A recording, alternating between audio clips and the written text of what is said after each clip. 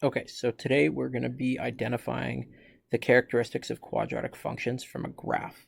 Now what we're going to be working is the quadratic function, which is listed right here, which is y equals 2x squared plus 4x minus 6. So what we got to figure out here, we got to figure out our x-intercepts,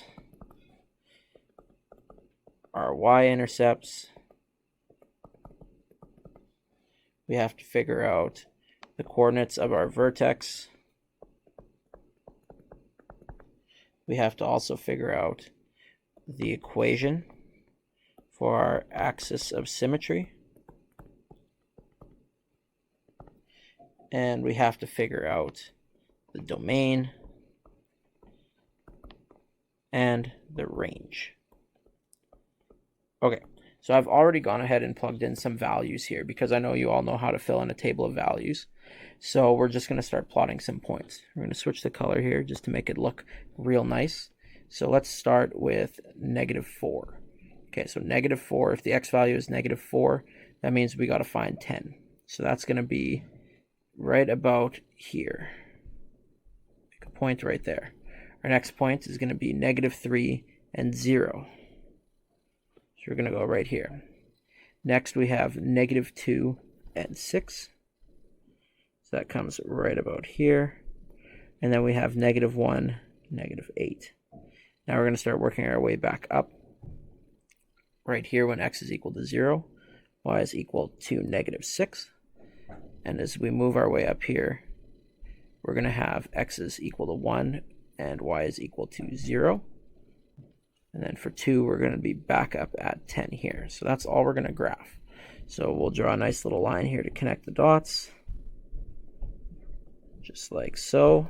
Draw our arrows because a parabola is continuous. Just like that. Okay, so let's see what we can figure out already. So our x-intercept is where the parabola is going to be crossing the x-axis, or when the y value is going to be equal to 0. So if we look at our table of values here, we can see that right here, y is equal to 0, and right here, y is equal to 0.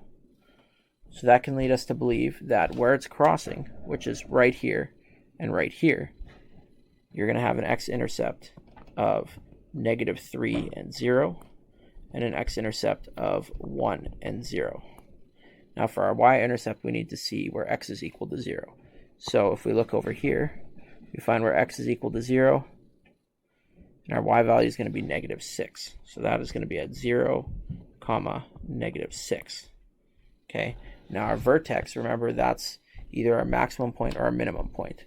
So our maximum point is right there. Okay, so the coordinates of this point, if we take a look really quick here, is we have an x value of -1 and a y value of -8.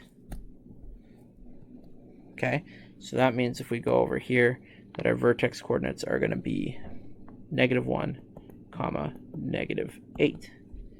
Now our axis of symmetry is going to be a dotted line that we draw through our vertex. Now that dotted line passes through x is equal to -1. So our equation for our axis of symmetry is going to be x is equal to -1. Now the domain is easy because remember we saw that with these arrows this is going to continue for ever to both sides, which means that our domain is going to be this. X is an element of all real numbers. Okay, now with our range we have to know that because our a value right here is positive, that means that our direction is up and we're working with a minimum value. So that means that we would say our minimum value of -8 is less than or equal to any value of y. We also have to specify here that y can be any real number because, like I said before, this parabola, as well as going to the sides forever, it's also going up. And that's everything you need to do for solving a quadratic function and identifying its characteristics while using a table of values. Thanks for watching, and I hope this helps.